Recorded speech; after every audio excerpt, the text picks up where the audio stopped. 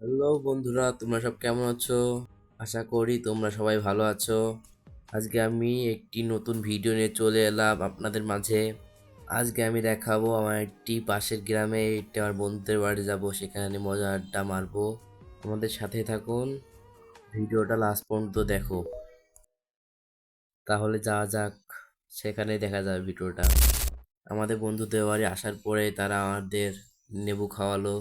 লেবুটা ভালোই বড়, আমরা সবাই হাত দিয়ে দেখছিলাম লেবুটা করাম। তারপরে লেবুটা কাটতে লাগলো,